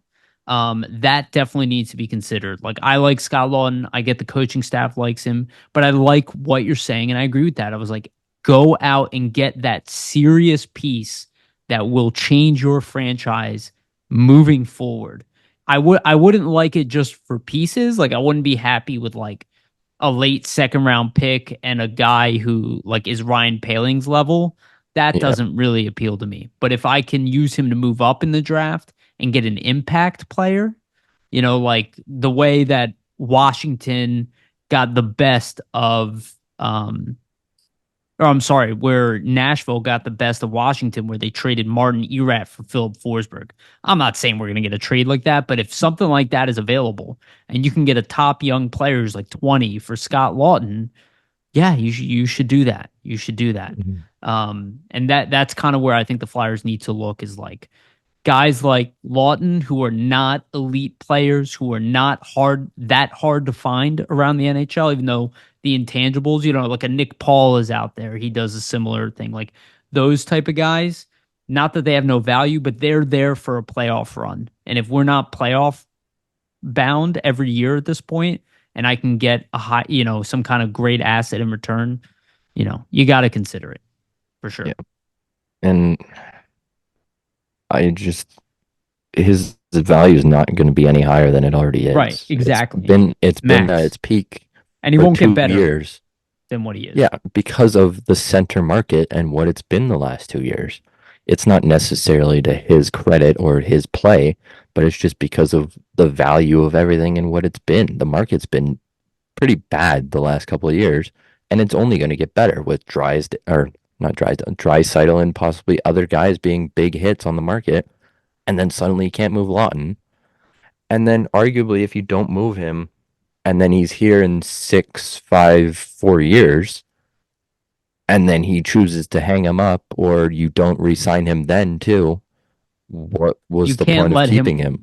That's my thing. You cannot let Scott Lawton walk at the end. Just be like, oh, we got our time with him. We're going to let him explore. No, like. Why wouldn't you do that? Right. We're not in that position, right? We're not fighting for a top 4 spot in the playoffs to be like, yeah, he's our rental, right? Mm-hmm. We're like, no, we need to, the same way with Scott or Sean Walker, right? Like, yeah, we saw value in Sean Walker.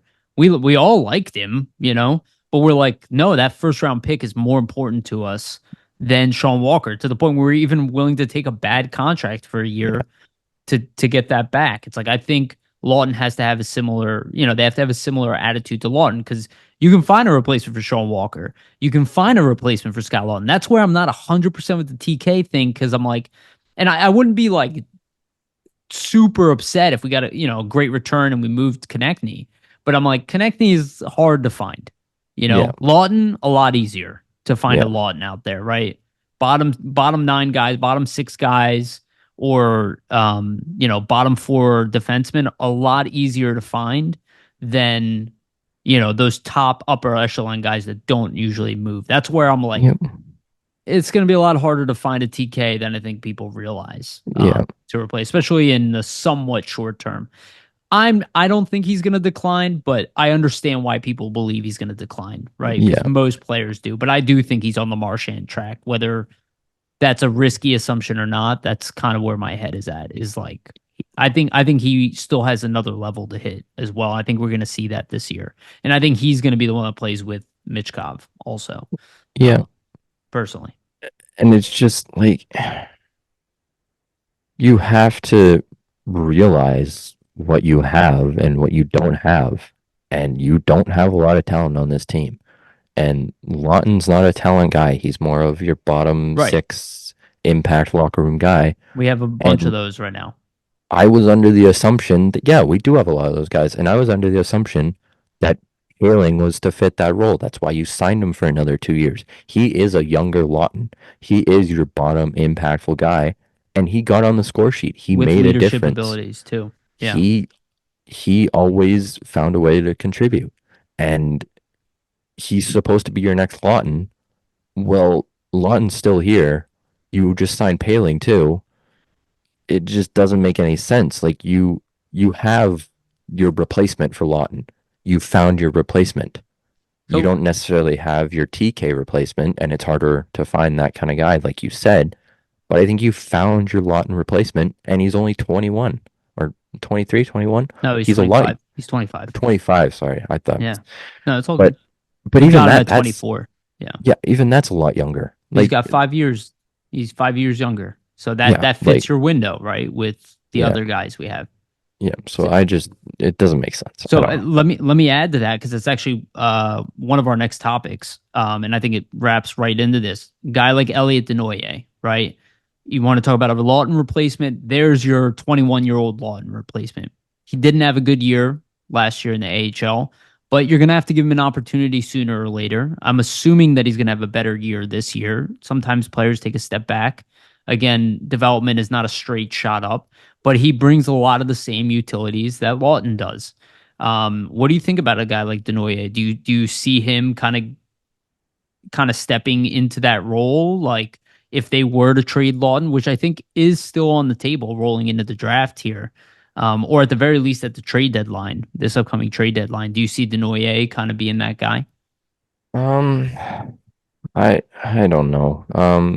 Do you, he's he's almost to a level of what Wade Allison was to this team. Obviously, he has a lot more leverage, and he's only been through a year where he's had a decline, and Wade Allison was here for quite a while and kind of going up and down and stuff. Um, he deserves his shot. I mean, obviously, after the year he had, I doubt he gets it. He would probably have to be very impressive the coming year and kind of improve again. I mean, it was only a 1 year kind of Mhm. decline, but he had insane rookie numbers. He was like one of the best phantoms pretty much all time. I think he set scoring records as a rookie, but He's first guy to hit 20 goals in like yeah, years it or was something like that. something like, yeah. So I mean,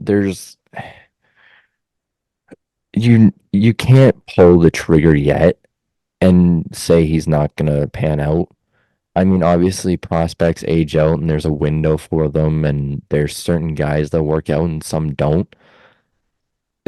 I think there's still time there. I don't know if he'll get a shot at the NHL unless he comes out swinging and other guys are struggling in the NHL. Um, Kind of like your way you would use Lexell and you've used other guys before in the past. But I'm not insanely high on him. I mean,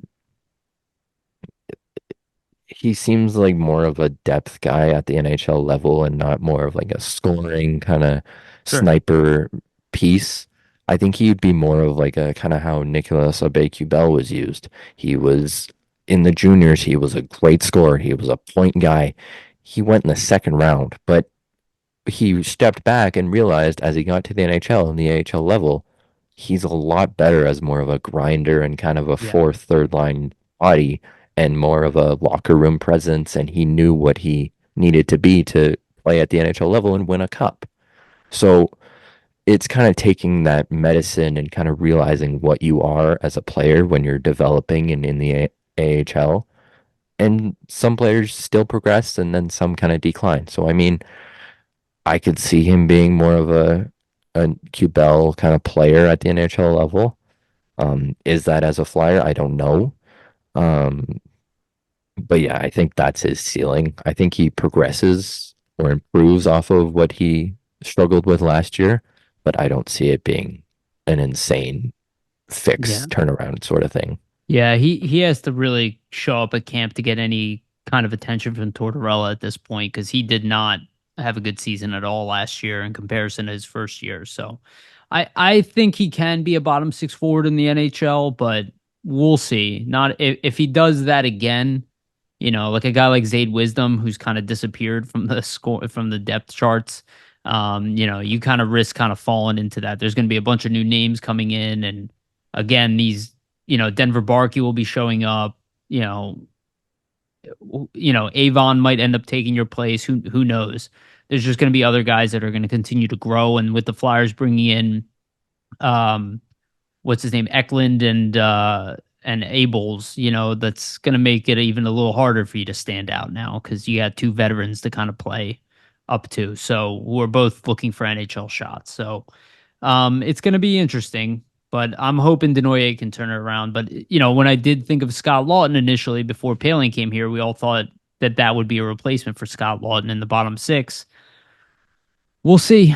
We'll see. He might just end up being in, an Albe Kubel, like you're saying, just a good depth guy who can grind and rush players, but will never be that much of an impact. The other guy I want to talk about before our last topic is Oliver Bonk. Now, I think Bonk, to a lot of people, should already be getting an opportunity to try out for an NHL role. I think he needs another year. I think he's got to cook a little bit longer because I want him to come in and play 18 minutes a night, 17 minutes a night. I don't want him playing for the Flyers, 14 minutes. I think there's already too much of a log jam there at the bottom as there is. With guys like Yinning and Zamula and Addard. And we don't even know what's going on with Ristolainen yet. and things are going to get mixed up. So I don't expect him to make that, and I'd love to see him get AHL time first, or at least the ability to swing between the AHL and the NHL. And he cannot do that this year. But what are your thoughts on Bonk? Um, I'm personally generally opposite of what people have said and kind of gathered from Bonk.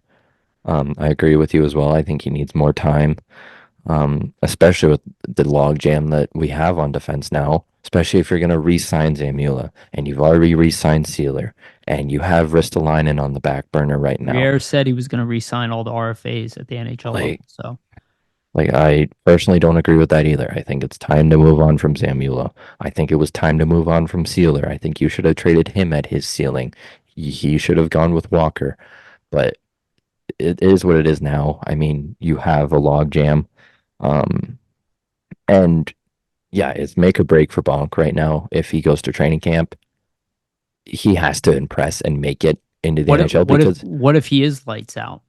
Let me ask you if that. he's lights out, then he has to be at the NHL. He can't go to the AHL. And who are you going to push out? You just resign. If you resign That's my thought Zamula, too. is he just going to sit in the press box? Like, or are you going to sit Zamula out and then like that's probably 8 or 7 bodies. I think with Bonk it'd be 8 bodies. Like Yeah. And that's that's without ridiculous. Johnson getting signed if he does. Oh, and then yeah, for re-signing Johnson too. Like that, it, there's no room for him, and which would be a real disappointment. I don't think he'll be lights out amazing at camp. But if he is, that's a huge problem because then you're just sending him to the OHL and being like, you had an amazing camp, you looked amazing, you looked NHL ready, but yeah, we're just gonna throw you back in the OHL because you can't go to the AHL, and we have no room for you in the NHL, even though we're a rebuilding team. We have 20 bodies on the back end. Yeah. I think the Flyers would have to make a trade. If he comes in, and I don't anticipate this, but if he comes in and he's like, okay, whatever he did over the summer, like he looks good. I'm really excited about him, but he didn't necessarily look like 100% NHL ready to me. And I think if he does come in NHL ready and Torch really likes him, I mean, but we thought that with Andrea, which I also didn't think should start in the NHL last year, and they started him anyway, and then barely played him at times, and it's like that's not good either. Like let them play 20 minutes a night, 20 plus minutes a night wherever they're playing. So yeah, I think it would be somewhat of a problem, but at least he's locked up, right? He's not a NCAA guy who can run away on us. Yeah. Yeah, that's the positive with that one, I guess. Yeah. I mean, for me, I'm not as high on Bonk as everyone else is. I don't see the huge upside to him. Like for me, and when he was drafted, he was meant to be a defensive defenseman at the NHL level. He's meant to be more of a lockdown guy. But then suddenly he had an offensive boost, and that's pretty much all he looked at this year was just his offensive drive in the power play and playing in the bumper, literally nicknamed Bumper Bonk.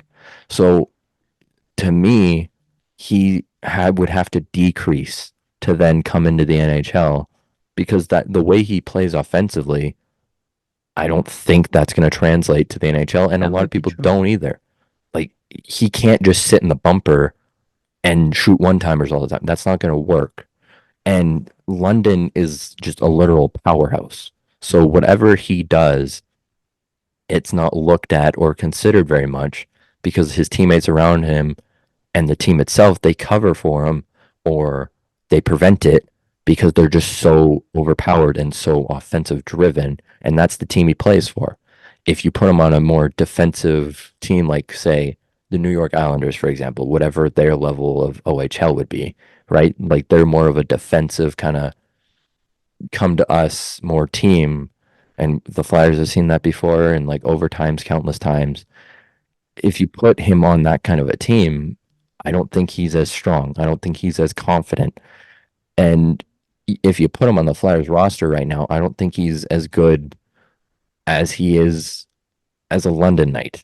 I think he has a lot less room to make mistakes or like it's just the team he's on makes him look a lot better than he is. I'll argue that with Sam Dickinson as well. And Samuel Riley. Samuel Riley's not too bad. And obviously Barkey, but he has shown that he can be that guy as a third round pick. Barkey has a lot of give and a lot of drive, and he does it himself. He doesn't rely. Well, rely is kind of a strong word, but I just think Bonk, there's a rough area there. Like he doesn't work enough on his defensive game. He has a lot of offense, but that's not going to translate to the NHL. So then what do you have at the NHL level or even the AHL level? Because if he tries to be more offensive and then gets shut down, what's he going to do on the back end? Because he's not as confident on the back end. He makes mistakes. He forces plays. He tries to make the offense go the other way because that's what he's used to. That's what London does. They're so offensive, they just bring it to them. They're like the Oilers. They just go, go, go. But once that pushback comes, it's, oh crap, what do I do? Like he looks panicked and he doesn't look as comfortable. So, and that's why I'm high on guys like Yakubchuk because they're on a bad team. They outperform, they work their asses off. So, I mean, it's just, I'm personally not as high on Bonk because of those reasons, and I don't see how it all fits. Because if he doesn't work on a certain area, that area is more important at the NHL level, and it all just kind of meshes together, and then you're kind of screwed. Okay. Well, we'll see about Bonk. I've heard various things about him and I've seen him play. I don't think he's NHL ready. No, My opinion, he's going back to the OHL, even if he yeah, has a good camp. Same with Barkey. I don't see either one of them. Eh, Barkey would be insane to be like, even if he has an amazing camp, like lights, I think it's ridiculous you put him in the NHL right now Yeah, because then you no, risk like countless problems and concerns. And we don't even I have think room he's, for him. yeah, obvious, like another problem. You have no room for anyone. So, like, and just Barkey is just too small. He's got to put on some more weight. And Yeah, I think we're a year away from both of them being in the pros, and the salary cap will free up considerably next yeah, season. So like that's where you can start shifting your roster around even more. yeah. All right, let's do our last topic, and we'll do this one quick. But the NHL playoffs have finally ended. The Florida Panthers are your Stanley Cup victors. A crazy 7 games, a crazy game 7. I will say Edmonton surprised me with their ability to play D. That was a pain point for them that kind of stopped them from being successful over the past several years, but they really showed a different side of themselves. I think they should be proud of the way they played as a whole, as a team. Just a lot tougher hockey than I think I've ever seen them play in the Connor McDavid era. And I think they should be proud of themselves. I understand why they're disappointed, but I did expect Florida to win. I expected them to win game 7 as well. Yeah, it was just really interesting hockey. Again, it goes to my point that depth and defense wins championships. You have to be a great team at everything. It varies on your mix of that. If you don't have a number one defenseman, you need several great defensemen. If you don't have a number one goalie, you need 2 good goalies. It's always just about, compensating in depth what you don't have in I guess, the highest end skill. But you need really good players who can play against the best players. And we saw that with Barkov and McDavid. My roommate was saying something funny in game 7. He's like, where's McDavid? He's like, why is he scored? He's like, he's McDidn't. And I just started laughing. But yeah, I thought it was a great series overall, and I think the TV ratings showed that as well. And I'd be interested to see what Edmonton does next year because I would imagine they're going to try to shift their lineup a little bit to try to be a little more competitive in the playoffs. But again, they fell 2 goals short of winning the Stanley Cup. So it was a great series overall, and I think it just shows that you can build your team in various ways. You can either come in with that best player in the world or 2 of the best players in the world with Draisaitl as well, and try to be the offensive driving team and try to win that way, the way Colorado did it. Or you can be the more defensive team that plays as a unit, that plays more shutdown hockey, that plays, more physical than every other team, the way kind of Vegas did it, and now Florida. What are your thoughts? Um, yeah, I agree. I think that's why Toronto has struggled so much to eclipse past that second round. It's because they rely on the three big guys so much, and then the depth part is just so depleted, and it's not really there. Like they don't have the depth completely down Especially on all four D. lines. Yeah, and their D is completely shot. And after this year, a lot of their defense aren't under contract. So I don't like there's a lot of work to be done in Toronto. But anyways, um, yeah, It's true. Edmonton's been right there for the past like 4 years, and this has kind of been their last biggest accomplishment is just making the cup final and kind of battling right there. Um, I think you go into this offseason, you kind of look for another goalie to back up Skinner because obviously the Jack Campbell thing didn't really work out in your favor.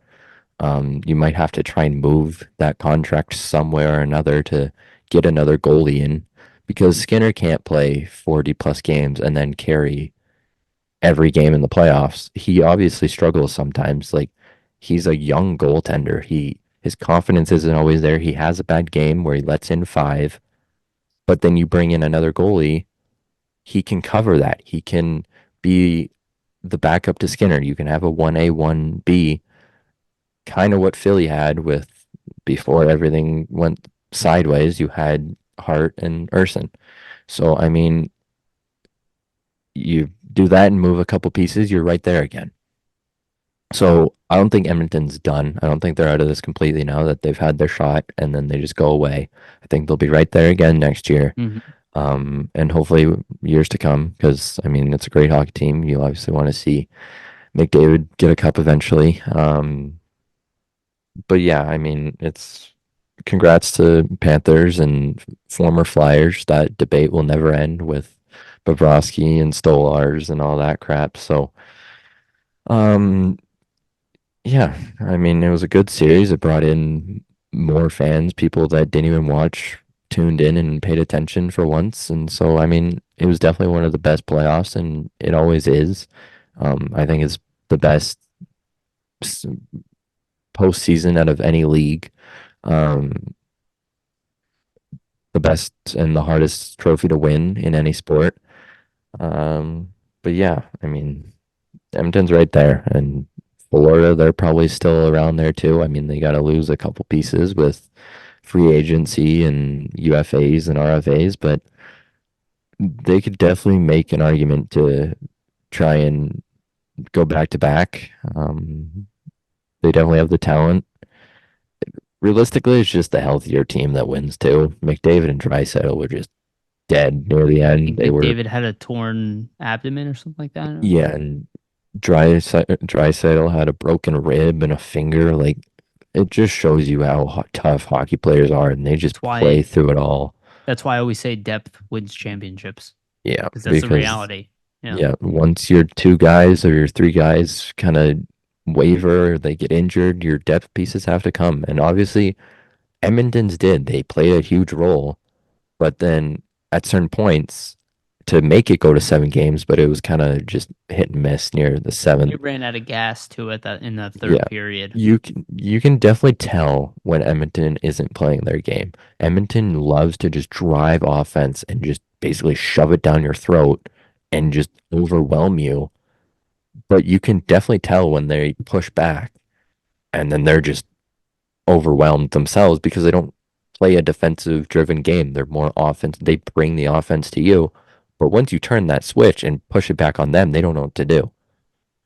You can just tell when that clicks in a game or when it's just noticeable in a game because Florida exposed that. Barkov shut down McDavid and they just drove the offense back at them. And it was a goalie match between Bobrovsky and Skinner.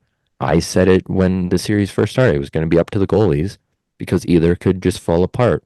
And both made mistakes. Both had 3 straight brutal games where they wavered and then it came down to the game 7. So like there's a lot of pieces to make a cup contender, and it just shows, obviously, bringing it back to the Flyers, that they're far away from this still, and they need to again be aggressive and get those type of guys and have amazing draft classes as well to get your future guys with Michkov now. So it definitely shows that it takes more than one or two guys to be even a cup contender, not even win a cup, but just be in the conversation in general. Yeah. Yeah. It's difficult to win the cup. You got to have just a great team up and down, really, to win. All right, let's call it. Thank you again, Dylan, for coming on. You want to tell people where they can follow you and, any updates that you want? I greatly appreciate coming on. It was a great time. Yeah, great Love having you. talking Flyers. You can find me on Twitter or X or whatever you want to call it, just at Dylan Robillard _. For the record, I would like to say that I don't hate Oliver Bunk before you come at me. I do hope he becomes your future guy, and I hope that he does have an amazing career. It's just a personal preference. Everyone has their own opinion. I think a bunch of guys, even in this draft, are better than others, and people disagree with me. I have conversations every day, all the time with people. So, I mean, I hope things pan out for him. I just don't see it in the cards. I'll eat my words if he is the next Gostisbehere for this team, or if he's Sanheim level. Like, if he plays if he comes into the league and he's good, I will eat my words. It's fine. But I just don't see it currently. That could change by next year if he plays completely different than this year. It's just, it is what it is. I'll eat my words. But feel free to DM me or whatever, tag me in something. I'm always open to talk to people. I love talking to fans and stuff about certain things. I'll always talk prospects. If you have any questions about the draft or anything going on, my DMs are always open. I'll get back to you eventually, different time zones and everything. So I might be out doing something, but I'll always get back to people. Love talking to everyone about Flyers stuff. So yeah, if you want to disagree with me and talk all over bunk, feel free. But just open door, keep an open mind. Anything's possible. I'm more than happy to eat my words about Oliver Bonk. It's just a personal idea. It's just a personal preference. But thank you again. I loved being on here. It was a great time chatting with you. Thanks to Jamey as well. He's done so much for me and given me this platform to kind of just talk about stuff freely and kind of post what I want and For sure. publish great articles and stuff and give myself a platform. So thank you to Flyers Nitty Gritty as well. Cool. Yeah. Awesome to have you on. Appreciate you coming on and doing the full show. Nice to have you fill in for Vasili, especially because I didn't have him this week. So thanks again. And again, guys, feel free to hit up Dylan. Just want to remind everybody, please like, subscribe, and hit the notification bell here on YouTube to get notified when we release our episodes. Also follow us on iTunes and Spotify. Give us a ratings there as well. That is a humongous help. Shout out again to our sponsor, Jim Steaks at 4th and South. Go get yourself a cheesesteak. And Public Summit Adjusters, 215-752-0560. Go to Public Summit Adjusters to get your insurance adjustment needs. And also shout out to our new partner, Sport Spider. Again, the link to their site will be in the description. You will be able to go there for aggregated Flyers information, not just our site, but all the sites all around, and also the NHL in general. They cover all of the teams, so make sure to check out Sport Spider. All right. Thank you again, Dylan. Thank you, everybody, for listening. We love you guys. And remember, always stay gritty.